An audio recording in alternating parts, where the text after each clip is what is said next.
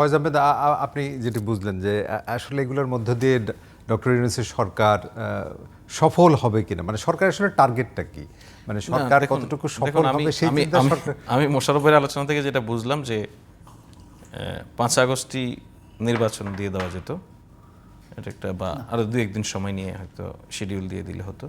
কারণ ভাই যেটা বলছিলেন যে আগের চেয়ে ভালো অবস্থা ছিল, শেখ হাসিনা একটা ব্যবস্থা ইলেকশন দেবে, আর এখানে শেখ হাসিনা সদল বলে পালিয়েছে, আরো সহজ অবস্থান। তাহলে এটা একটা বুঝলাম।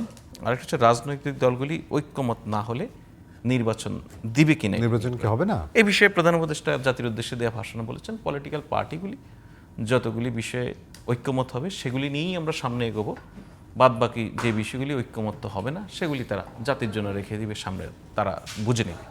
এই বুঝে নেওয়ার পদ্ধতিটা কি, ওইটাই যে আপনি দলগুলি যদি কোনো পার্টিকুলার ইস্যুতে কোনো পার্টিকুলার প্রস্তাবে যদি একমত হতে না পারে, নিজ নিজ দল তাদের নির্বাচনী ইশতেহারে সেটাকে নিয়ে মানুষের কাছে যাবে, তারা যদি সমর্থন পায় সেটা। আরেকটা ভাই বলছেন যে নতুন নতুন ইস্যু সামনে নিয়ে আসা, উনি এক্সাম্পল হিসেবে একটা পলিটিক্যাল পার্টির সমাবেশকে বলেছেন। এটা তো সহ্য করতে হবে। পলিটিক্যাল পার্টি তার নানান ইন্টারেস্ট থাকবে। আমি যেটা আগেও বলেছিলাম, 5 আগস্টের পূর্ববর্তী সময়ে যেরকম আমরা সবাই মিলে আমাদের ইন্টারেস্ট একটা ছিল, কর্মসূচির ধরন একরকম ছিল, এখন এক এক রকম থাকবে। কিন্তু আপনি দেখুন এই যে নতুন নতুন ইস্যুর কথা বলছি আমরা, একটি পলিটিক্যাল পার্টি সমাবেশ করে বলেছে সেখান থেকে যে প্রফেশনাল রিপ্রেজেন্টেশন সিস্টেমটা ইন্ট্রোডিউস করতে হবে, সংসদ নির্বাচন ওই পদ্ধতিতে হবে। আপনি দেখুন ঐক্যমত্য কমিশনের এজেন্ডাতে এই জিনিসই নেই। ওনারা বলছে একটা পলিটিক্যাল পার্টির একটা তো সিরিয়াস রাইটস আছে, সে একটা পদ্ধতির বিষয়ে বলতে পারে। আমার কথা হচ্ছে যে ঐক্যমত্য কমিশনে আলোচনা হয়ে আমরা কি সিদ্ধান্তে আসতে পারছি সেটা নিয়ে। সিদ্ধান্তে কি আসা তো গেল না, মানে পিআর পদ্ধতি নিয়ে যদি সিদ্ধান্তে না, মানে এখনো পিআর পদ্ধতি না, কিন্তু সেটাই তো আলোচনা চলছে মূল জায়গায়। আমি যেটা বলছি যেই পিআর পদ্ধতির কথা ময়দানে শোনা যাচ্ছে, সেইটা ঐকমত্য কমিশনের যে এজেন্ডা সেই এজেন্ডার মধ্যে সেটা নেই। এবং ঐকমত্য কমিশনের এই এজেন্ডা কিন্তু ঐকমত্য কমিশন নিজ থেকেই তৈরি করেছে, ব্যাপারটা তা নয়। এই যে রাউন্ডের বৈঠকটি এখন হচ্ছে তার আগে সিরিজ অফ মিটিংস হয়েছে পলিটিক্যাল পার্টিগুলির সঙ্গে, সেখান সেই জায়গা থেকে উঠে সেই তাদের নিঃসৃত যে আইডিয়া, সংস্কার কমিশনগুলির যে আইডিয়া, সেগুলির সকল কিছু সমন্বয়ে কিন্তু এজেন্ডা তৈরি হয়েছে, শর্টলিস্ট তৈরি হয়েছে, সেটার আলোকে আলাপ আলোচনা হচ্ছে। সুতরাং এই জায়গাগুলিকে যদি আপনি উপলক্ষ্য হিসেবে দেখতে চান যে এগুলি কোনো কারণে নির্বাচনকে প্রলম্বিত করার কোনো কারণ কিনা, আমি যতটুকু রাজনীতি বুঝি, আমার কাছে এখানে কোনো কোনো পলিটিক্যাল পার্টি নির্বাচনকে বিলম্বিত করার চেষ্টা করবে, এটাকে আমি অপরাধ হিসেবে দেখি না। এটা তার আইডিয়া, সে তার নির্দিষ্ট কোনো সরকার করবে না, নির্দিষ্ট কোনো ধারণা থাকে। সরকারের কোনো কোনো পলিটিক্যাল পার্টি নির্বাচন সরকারের প্রস্তুতি শেষ হওয়ার আগেই চাইতে পারে, এটা তো আমি কোনো অপরাধ দেখি না। কিন্তু সরকার তার যেই অবস্থান, সেই অবস্থান থেকে কখনোই কোনো অবস্থাতেই এক চুলো সরে আসে কিনা, সেটা হচ্ছে নাগরিক হিসেবে আমরা সবাই অবজার্ভ করা উচিত, পলিটিক্যাল পার্টিগুলির সবগুলি পার্টিরও অবজার্ভ করা উচিত। সুতরাং সরকার তার অবস্থান থেকে এখন পর্যন্ত আকারে, ইঙ্গিতে, কথায়, বার্তায়, আচরণে কখনোই অবস্থান এক চুলো সরেনি। মাননীয় প্রধান উপদেষ্টা দায়িত্ব গ্রহণের 4 মাসের মাথায় জাতির উদ্দেশ্যে দেওয়া ভাষণে বলেছিলেন ডিসেম্বর 2025 থেকে জুন 2026-এর মধ্যে দেশের ত্রয়োদশ সংসদ নির্বাচন অনুষ্ঠিত হবে। এখন পর্যন্ত অবস্থান ফ্রেমটা অনেক বড় ছিল, সেটা অনেক কনসাইজ জায়গায় আমরা এখন আসতে সক্ষম হয়েছি। ইনিশিয়ালি এপ্রিল নিয়ে আলোচনা হয়েছিল, রাজনৈতিক বিএনপির সঙ্গে আলোচনার পরে আলোচনাটা হচ্ছে এরকম, যদি কাঙ্ক্ষিত রকম সংস্কার এবং বিচারের সন্তোষজনক অগ্রগতি হয় তাহলে রমজানের আগেও নির্বাচন সম্ভব করা যেতে পারে, তাই তো? সুতরাং আমরা এখন পর্যন্ত এই যে যদি দিয়ে 2টি ক্লজ যে আপনি বললেন, কোনো কিছু আপনি একটা পলিটিক্যাল পার্টির সঙ্গে বসে সরকার ঘোষণা দিতে পারে না যে অমুক দিন নির্বাচন হবে।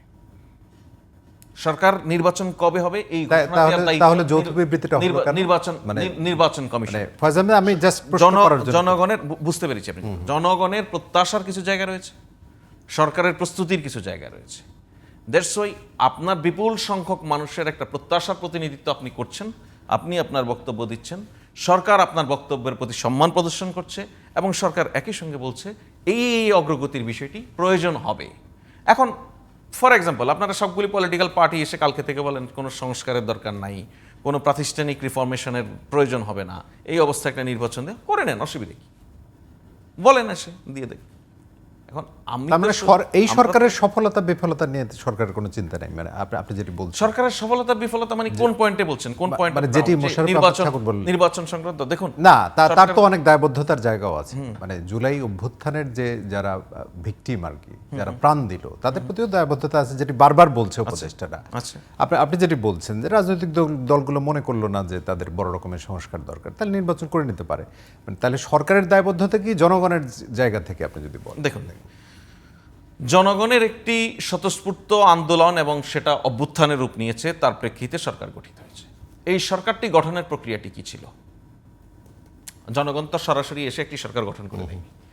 বাংলাদেশের পলিটিক্যাল পার্টিগুলিই তো জনগণকে প্রতিনিধিত্ব করে কোনো না কোনো ফর্মে। পলিটিক্যাল পার্টি প্রতিনিধিত্ব করে না এরকম মানুষও আছে, কিন্তু মোদ্দা কথা আমি অধিকাংশ মানুষের অবস্থান যদি, বিপুল অধিকাংশ মানুষের অবস্থান যদি বলি, সেটা রাজনৈতিক নেতৃত্বের মধ্য দিয়েই প্রতিফলিত হয়। সেই রাজনৈতিক নেতৃত্ব বসে সিদ্ধান্ত নিয়ে এক ধরনের সরকার ফর্ম করে দিয়েছে, তাই তো? সুতরাং এই সরকার ফর্ম করে দেওয়ার পরে এই রাজনৈতিক সবগুলি দল যদি আবার এই ঐক্যমত্যে আসে যে আমার এই সরকারকে দরকার নাই, এই সরকার পারবে না, এই সরকার পারছে না, এই সরকার ভোট বিলম্বিত করছে, তাহলে সেটা রাজনৈতিক দলগুলি এই সিদ্ধান্ত নিতেই পারে, সেটা কোনো অসুবিধা না। আমি ওই জায়গা থেকে এই কথাও নিশ্চয়ই আপনি শুনেছেন যে 91 সালের উদাহরণও কেউ কেউ এখন দিচ্ছেন, যে 91 সালে একটি অবাধ সুষ্ঠু নির্বাচন হয়েছিল মাত্র 3 মাসের মধ্যে, সেই সময়ের তত্ত্বাবধায়ক সরকার। রাইট, মানে সেইটি এখন এই কথা তো আলোচনায় আছে। 91 এর তুলনাতে আমাদের গণতন্ত্রের যে অগ্রযাত্রা, সেই জায়গায় আমরা যে জায়গায় এসে এখন পৌঁছেছি 2025 সালে, টেকনোলজি, মানুষের কমিউনিকেশন আরো সহজ। 91-তে যদি নির্বাচনের তফসিল ঘোষণা হয়, বাংলাদেশে বহু অঞ্চল আছে যে তফসিল ঘোষণার একদিন পরে তারা জানতে পেরেছে তফসিল, কিন্তু বাংলাদেশে এমন কোনো জায়গা এখন নেই যে তফসিল ঘোষণার হওয়ার 1 মিনিটের মধ্যে জানতে পারবে না, তাই না? তার মানে আমি তো মনে করি সেই বিবেচনা থেকে বললে বাংলাদেশের নির্বাচন 1.5 মাসের মধ্যে হওয়া সম্ভব ছিল, তাই না? কারণ আমার নির্বাচন কমিশন, ইট ওয়াজ এ পারফেক্ট কমিশন।